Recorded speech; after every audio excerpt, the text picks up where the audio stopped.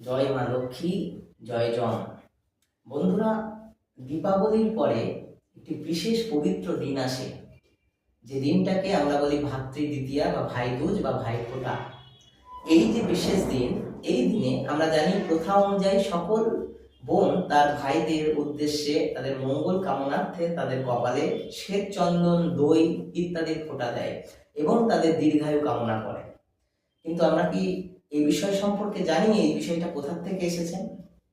দেখুন, শাস্ত্রানুযায়ী যম হচ্ছে মৃত্যুর দেবতা। সুতরাং যম যদি সন্তুষ্ট হয় তাহলে অকাল মৃত্যু থেকে সহজেই আমরা বের হয়ে আসতে পারি। একদিন অধিদেবতা যম, যিনি তার যে বোন যমুনার কাছে গিয়েছিল এই দ্বিতীয়া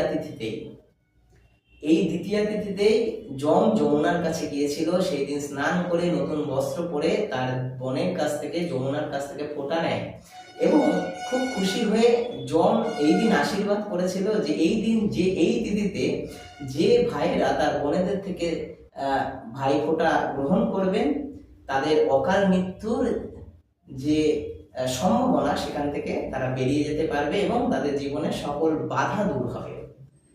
এখন এই ভিডিওতে আমি আলোচনা করছি এই দিনে কি কি করা উচিত, কি কি করা উচিত নয়, এবং তার পাশাপাশি বিশেষ কিছু টোটকা যেটি করলে এই দিন আপনার ভাইয়ের আয়ু দীর্ঘায়ু যোগে পরিণত হবে।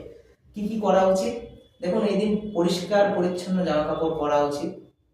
দ্বিতীয়ত, চন্দন বা দইয়ের ফোঁটা কপালে পরানো উচিত তার ভাইদের।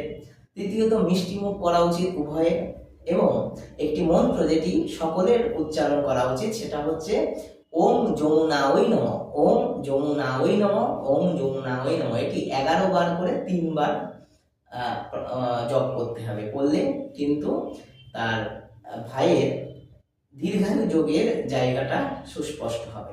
এবার আসছি কি কি করা উচিত নয়। দেখুন, প্রত্যেকের জীবনে রাগ, অভিমান, দুঃখ, ভালোবাসা সবকিছু নিয়েই জীবন।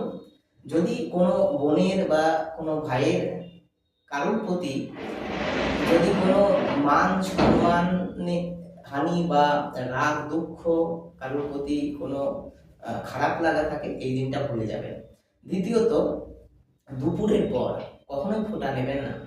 তৃতীয়ত, ভাইয়ের মুখ যেন ফোঁটা নেওয়ার সময় দক্ষিণ দিকে না হয়, তাহলে কিন্তু অধিদেবতা যমের কুদৃষ্টি আসবে।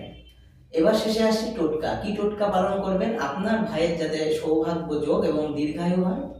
দেখুন, গঙ্গা জল দিয়ে অবশ্যই যে স্থানটায় বসবেন সেই জায়গাটা সুন্দরভাবে পরিষ্কার করবেন।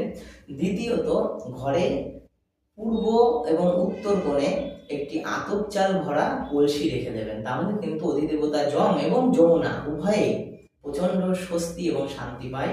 তাদের কৃপা দৃষ্টি আপনাদের জীবনে আসুক, এবং আশা করি এই দিন সকল ভাইদের অকাল মৃত্যুর যোগ বা হৃষ্ট ফাড়া যোগ সেটা সঙ্গে সঙ্গে কেটে যায়, এবং সকল ভাই বোনেরা মিলেমিশে তারা তাদের জীবন অতিবাহিত করুক। সকলে ভালো থাকবেন। অনেক অনেক ধন্যবাদ। নমস্কার।